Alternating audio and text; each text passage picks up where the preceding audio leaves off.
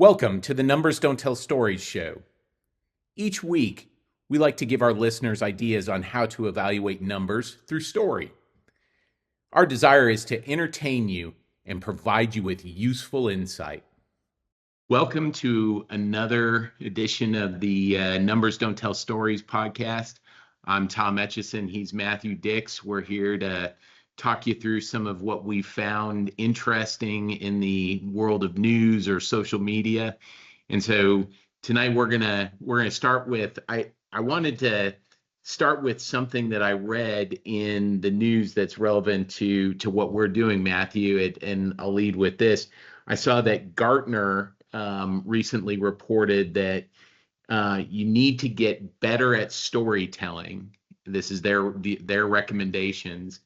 At storytelling bridges the gap between business and data. And I mean, I feel like they're just flat out endorsing what we're doing here, and I really appreciate that from them. So I'm appreciating you telling me that because that will be something I will be singing from the rooftops. yeah, I me feel too. like they're a little behind, quite frankly. I feel like I could tell them I've been doing this for 10 years. I've sort of been saying this for 10 years now. I'm glad they've caught up. Well, and for all I know, they may have been. It was just relevant to this and was helpful for them to be, in so many ways recommending what we're doing. So I love that, Right. and it couldn't be more true based on what we're doing here. Is really trying to open up the eyes of our listeners to the importance of this. And so with that, I'm going to jump into. I'm going to share the topic for today's video I know you like for this this one a lot. edition. You're excited about it. Well, so it's weird. I'll describe for the audience what's on the screen if you're listening on one of the podcasting platforms and don't see the video. Um, this is about a 608-pound bluefin tuna being purchased by a Japanese restaurant organization for 1.3 million. And so in effect, they draw some comparisons like, hey, 608 pounds is roughly a grizzly bear, or motorbike, or a cow. And then I've got to thinking, well, that's like roughly two of me. And and so, it's like, what is my relative value, And anyway, so it's they go on in this news story to say that, hey, another 613-pound Oma tuna fish was sold for 3.1 million in 2019. And again, this is fascinating to me. And it's like this news story does not do this. I don't feel like it does this story justice in a way, because like we have no way of trying to put this into any sort of context, like what is, the normal cost of bluefin tuna? Is this a special one? What's going on? So I dug deep on this, and apparently this Odinera, and I may not be pronouncing that correctly, group, they own Michelin starred, and this was another thing. There are Michelin starred sushi restaurants, and I had no idea that that was a thing. And so I've never eaten at a Michelin starred restaurant, but anyway, they have bought over the last 5 years the highest price tuna at the beginning of the year, and the first tuna of the year at these auctions in Tokyo for tuna. And I just find that fascinating. I never heard of that. And then you can look up the videos on the interwebs of what this looks like, and it's kind of a crazy scene, auctioning off these fish. And I keep thinking about this in terms of storytelling. So what could you draw somebody's attention or emotions to, or something like that, that would help start to put this in some sort of context? And I thought, well, you know, the average person has probably gone out to a nice steak restaurant, and maybe you've had the filet, a 10-ounce filet, and that's, roughly $75. And so that's $7.50 an ounce. Well, this 608-pound bluefin tuna comes out to nearly, over $130 an ounce. And so that's not a good comparison. And then you think about eggs. Eggs are, $8.30 a dozen right now, roughly, and depending upon the day. But that's 70 cents an egg, and an average egg, large egg, is 2 ounces. And so that's roughly 35 cents an ounce for an egg. And 10 ounces of eggs is like $3.50. So that's not a good comparison. And so there's just, I could not put these numbers in context. And then I read a review, or I read a story where there was a restaurant reviewer who went in and unknowingly bought some of this tuna. And as he was paying, he actually got a certificate that said he had eaten some of this, highly prized tuna. And so there's the emotional, edge to this. You could have written a story with, if you were lucky enough to get this, you might get the certificate that, the golden ticket that you've eaten some of this prized tuna. So anyway, like, to me, this was fascinating. And so I kind of went really, really deep on this, and I'm curious to hear your thoughts from a story perspective. Well, I thought the context that's provided is almost the least interesting bit of context available. It's Right. 608 pounds, which you're right. I can kind of think of as like two or three grown men, maybe four men. It's not really something I needed the context of a grizzly bear, a motorbike, or a cow. I can get my head around 608 pounds. That's Right. not so challenging. I thought for me, the more interesting parts of this that I would draw people in is first, what is the profitability on this purchase? I want to know if the restaurant is actually making money or if this is a loss leader. Like we're Right. buying this and losing a ton of money, but as a result of purchasing it, we garner these benefits as a result. I think that's actually a question that people would be curious about. I think we could Yeah. also look at the actual fish. I think it's so interesting that they don't talk about the frequency of a fish of this size.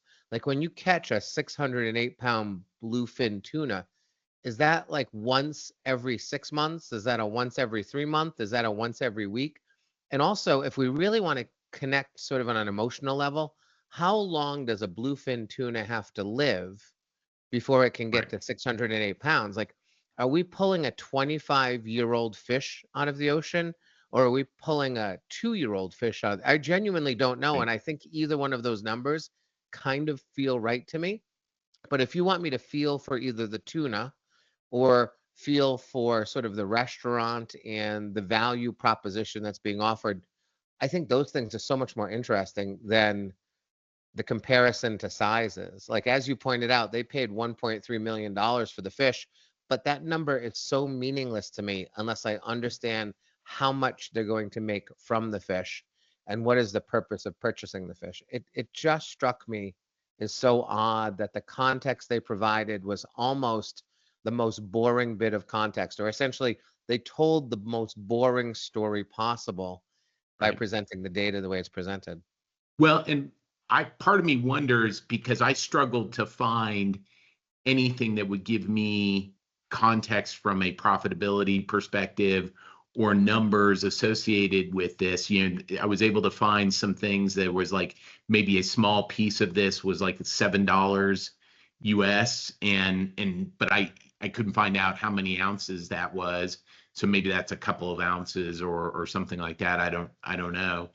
And but it is interesting because the bluefin tuna is an incredibly rare, now it's becoming increasingly rare because it was overfished. And so it is, I think these bigger ones are closer to the 25 than they are the two, because the 2-year-old ones are like the albacore tunas that are being used for, the more mainstream tuna that we see at Costco or whatever. And so I think what's fascinating here though is that this may be like part of the marketing budget for this restaurant, in that they are able to boast that every year they've got, the best of the best coming out of these auctions. And it's maybe part of the reason why they're Michelin starred and so on. But I found it really, really interesting that you really can't find any information around the profitability of such an investment. Right. The other thing that I thought that was interesting is the original article, I guess, compared it to a grizzly bear, motorbike, or cow. Again, I don't really need that given the weight, but at least in that case, they've chosen sort of a predator that you're fearful of, that you can sort of imagine, a motorbike, which you see on the street every day, or a cow, which is something that you eat and you could regularly sort of identify with. But when sort of the writers of this article went and did their own comparison, they sort of bragged that they have Google too. They Yeah. chose a mountain zebra, which I don't know what the hell that is. So I don't know why they're comparing it to another animal that I can't imagine. And they compare it to a grand piano, which honestly, I don't know which of the pianos are the grand pianos. Like I Right. even that is a bad comparison because I don't run into pianos all the time, but I do see Right. cows and motorbikes, and I can easily imagine a grizzly bear. But the writer who brags about having Google too has actually used Google to make it almost Make it more worse. indiscernible, like choosing Yeah. these odd things rather than something common, like Yeah. like two or three toms, which is Yeah. much better than a grand piano. Yeah. Well, and that's why, like, to me, because like even when I think of a motorbike, and it's like, well, your mind starts to go in a million directions, right? So Right. when you start to think about, relative things, your mind, you just tend to glaze over it, or you just become frustrated, like you. It's like, hey, this is just a horribly bad comparison. Whereas, you can say like, an average, Jeff Saturday, the center for the Patriots or whatever, he weighed XYZ. So it's twice of him, two of him, or almost two of him, or whatever. You put it in those sorts of contexts that people can, picture. And I think that's the difference here in writing and putting together a story, is trying to make this stuff, even when you do try to do the job of putting it in some sort of context, you can make it worse by what you choose. Right. Or even just choosing to compare things that really aren't required, using a comparison on a number that I think we can all get our heads around. Right. I think Right. it's extremely important to point out too that Jeff Saturday was the center of the Colts. I'm a Patriot season That's ticket right. holder, so I want to make sure David Andrews of the Patriots gets his credit and Jeff Saturday can stick with That's Peyton right. Manning. Well, I appreciate you correcting that, because we don't want the wrong context out on that. But yeah, no, I also think that ignoring the dollars is fascinating in this, because I think that would be the thing that most people would be fascinated by. Like, why'd you pay so much for this thing and not what it weighs? It's like, what is the difference? And, has any, the average person gone out seeking that sort of level of sushi or tuna? And just noting that this thing is Michelin starred, and then, the chain is really a chain of sushi restaurants, which is fascinating in and of itself as well. So Yeah, you point out that there's no stakes in this story. Sort of the stakes that would exist in the story are if you pay $1.3 million for tuna, the stakes are, will you make a profit or will it end up being profitable? That is a question that an audience would want answered, and that amounts to stakes.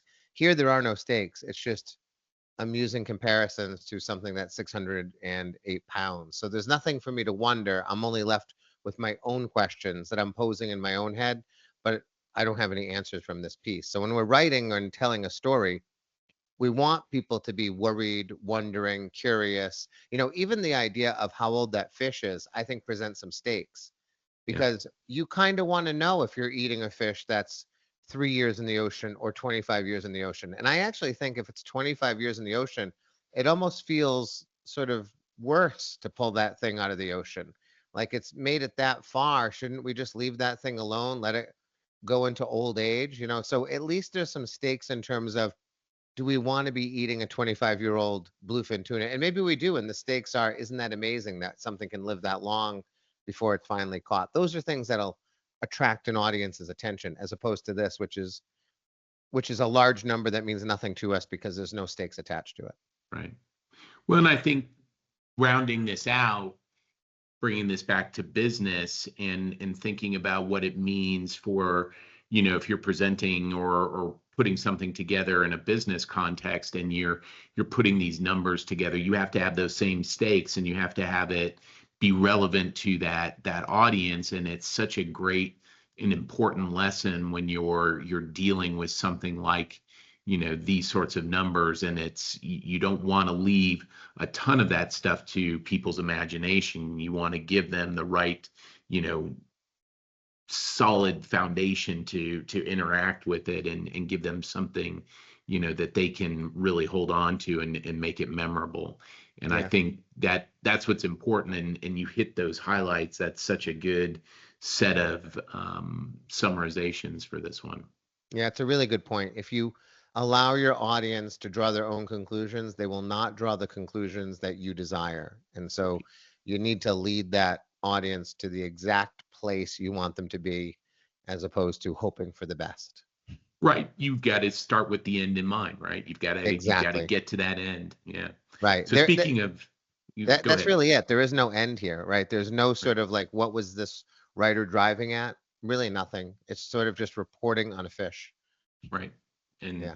and then it becomes mostly so what, right? Right. Other than Exactly. now it's going to be programmed in my head. I'm going to be looking for this next January. Did they repeat this? Can I find out what the profitability is? Is there anything more? Because now it is memorable to me. I've made it. I've gone and done the work to make it memorable. And that's the end in mind. So Yeah. I It think, even becomes more relatable. If we find out that a $1.3 million fish is a loss leader, but it turns out to be a marketing bonanza, right. that as a business owner would be something I would want to hear. And I would start to think to myself, well, what can I sort of invest in that might not necessarily generate an immediate profit, but I could view as a long-term marketing play? Like that would be an interesting thing for any business person to be reading about, but we don't get that story here. We just don't get a story. Yeah, and that's the point of all of this is here's something that's so simple, but there's so many, interesting lessons for storytelling, in life and especially in business. What does this mean? So I think that's a great place to end this. So thanks for playing along. Another great episode here. It just flew by. So we'll see you on the next one. You've reached the end of the show. We ask that if you found this useful, that you please tell a friend. Leave us a 5-star review on the podcast platform of your choice. And if you're watching us via YouTube, please like and subscribe.